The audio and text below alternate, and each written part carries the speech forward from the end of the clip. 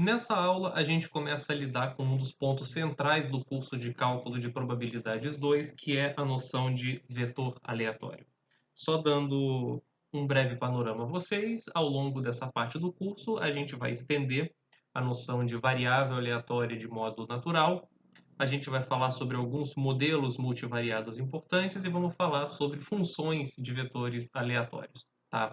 Então, primeiramente, vamos definir o que é um vetor aleatório.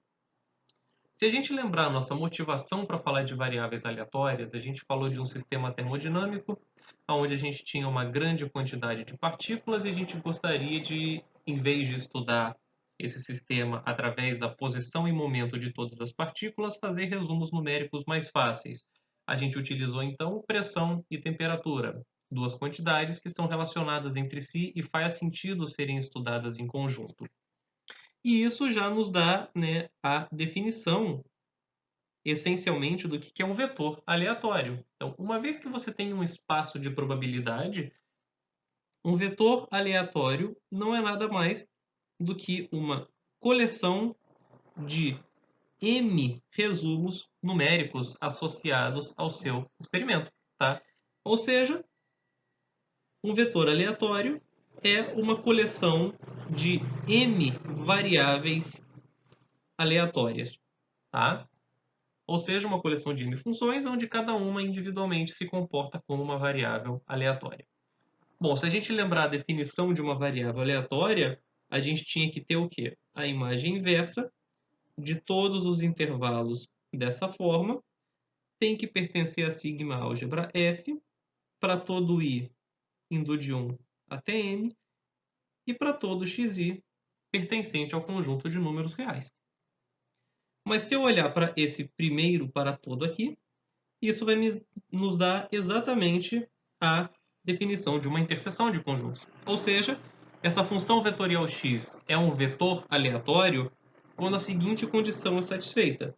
Interseção i indo de 1 até m, xi é de menos infinito xi, ou seja, essas imagens inversas, quando intersectadas, serão elementos da sigma álgebra para todo x1, x2 até xm números reais. Ou seja, cada componente desse vetor é uma variável aleatória, de modo que a gente consegue atribuir probabilidades a conjuntos razoáveis que a gente gostaria.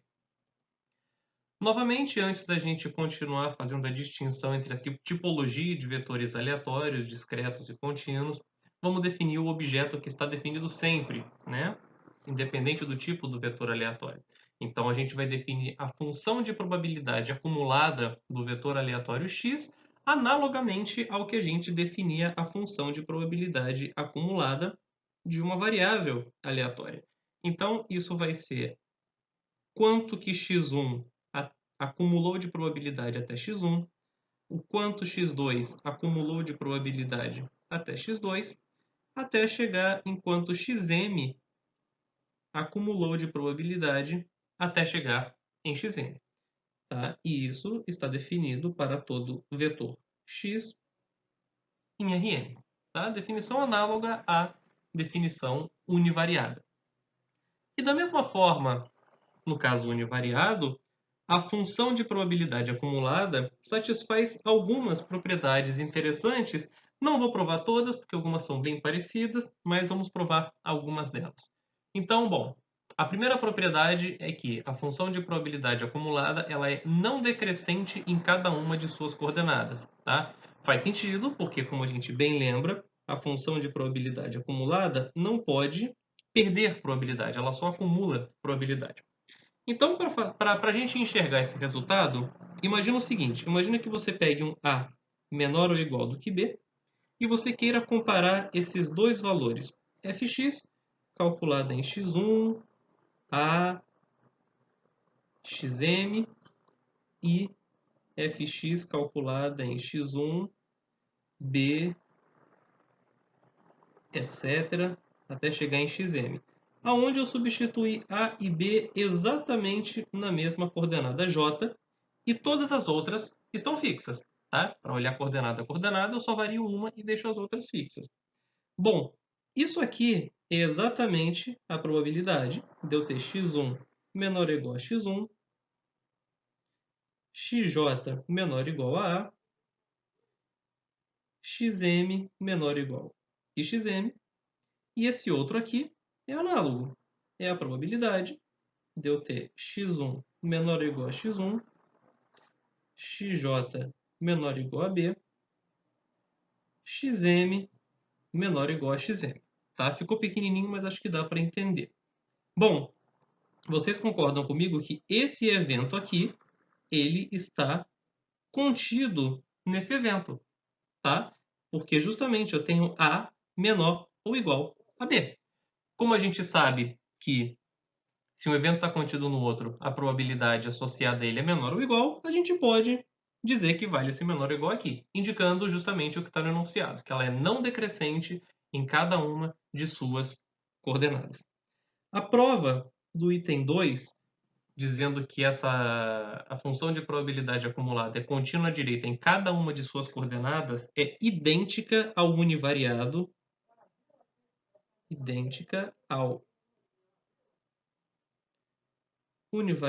e eu deixo como exercício para vocês fazerem. E o caso 3 tem uma pequena diferença em relação ao caso univariado, né? Vamos reparar o seguinte. O que diz o item 3? Bom, se algum xj vai para menos infinito, então a função de probabilidade acumulada vai para zero. Se todos os xj vão para mais infinito, então a função de probabilidade acumulada vai para 1. Tá? Então, repare essa distinção. Para menos infinito, basta um deles ir para menos infinito, enquanto que para mais infinito, todos têm que ir para mais infinito. Por que isso acontece? Bom, se somente um deles vai para menos infinito, você já está diminuindo bastante, né, o conjunto no qual você está calculando a probabilidade, de modo que a sua probabilidade vai ser zero. Enquanto que se só um vai para mais infinito, você pode não estar aumentando o suficiente o seu espaço de probabilidade, o seu espaço onde que você está calculando a probabilidade, perdão, para garantir que a probabilidade se aproxime de 1. Você tem que ter todos indo para mais infinito. Então, vamos tornar rigoroso essa demonstração. Tá? Bom, imagine que você tenha, então, xj indo, né, xj decrescendo para menos infinito. Então, vamos ver se você concorda comigo. Essa sequência de conjuntos aqui, xj menor ou igual a xj, tá? Ela decresce para o conjunto vazio, ok? Ou seja, quando eu olho somente a variável aleatória xj e avalio os pontos do espaço amostral, onde isso é menor ou igual que uma sequência que decresce para menos infinito, essa é uma sequência de conjuntos decrescente que vai para o conjunto vazio. Tá? A gente fez uma argumentação análoga ao provar um resultado semelhante no caso univariado. Então, pela continuidade da probabilidade, a gente consegue enxergar que a função de probabilidade acumulada, calculada no vetor x, vai para zero se xj vai para menos infinito. Por quê? Porque a função de probabilidade acumulada, ela nos calcula a probabilidade de algum determinado evento acontecer, dos quais isso daqui faz parte. Tá? Então, tente tornar essa demonstração um pouco mais rigorosa. Eu, propositalmente, não a fiz com todo o rigor possível, dado que a gente já fez ela de modo bastante rigoroso no caso univariado. E agora, para complementar, imagine que você tenha todos os xj crescendo para mais infinito. Tá? Então, bom, se você olhar agora o mesmo conjunto que a gente olhou em cima, xj menor ou igual do que xj, isso aqui é uma sequência de conjuntos que é crescente, e como xj está crescendo para mais infinito, essa minha sequência de conjuntos cresce para ômega. Portanto, se eu fizer a interseção para j indo de 1 até m desses conjuntos aqui, tá? Como cada elemento individualmente cresce para ômega, essa interseção também cresce para ômega. E novamente, utilizando a propriedade da continuidade da probabilidade, né, sequência crescente de conjuntos, bom, a função de probabilidade acumulada calculada no vetor x é exatamente a probabilidade desse evento aqui acontecer. Como esse evento cresce para ω, pela propriedade da continuidade da probabilidade, eu posso dizer que esse valor converge para 1 se todos os xj vão para mais infinito. Tá? E isso termina a demonstração desse teorema. Novamente, como eu apontei, não está 100% rigoroso, isso é proposital para que vocês preencham as lacunas e tentem treinar a tradução de uma demonstração mais intuitiva numa demonstração mais rigorosa. Porém, ao contrário do caso univariado, essas três propriedades não implicam que, se uma função a satisfaz, exista um vetor aleatório com essa função de probabilidade acumulada. Tá? Essas três propriedades não capturam a essência do que é uma função ser uma função de probabilidade acumulada.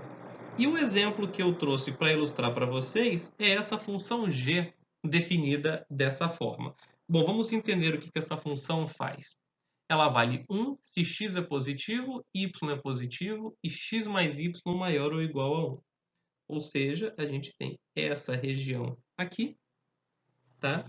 Aqui a nossa função vale 1 e fora dela a nossa função g vale 0, ok?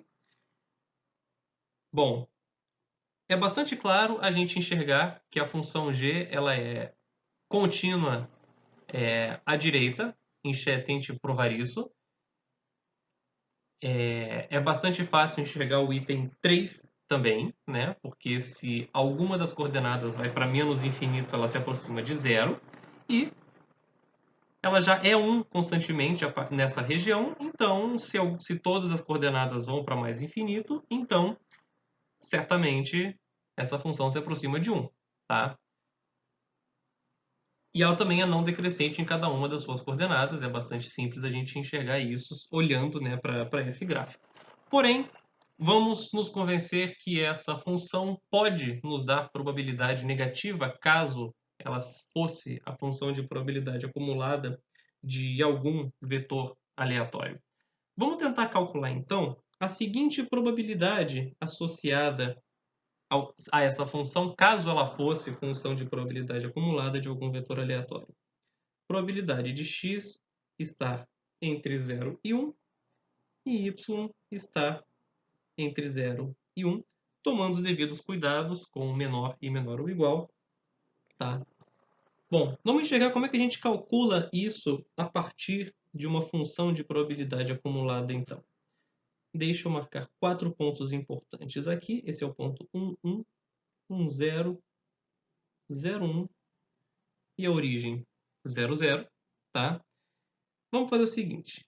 Bom, se eu calcular quem que é g de 1, 1, isso aqui vai me dar a probabilidade de eu estar antes de 1 na coordenada x e antes de 1 na coordenada y, menor ou igual pela definição de função de probabilidade acumulada. Isso não é ainda o que eu quero. Eu tenho que tirar alguma coisa.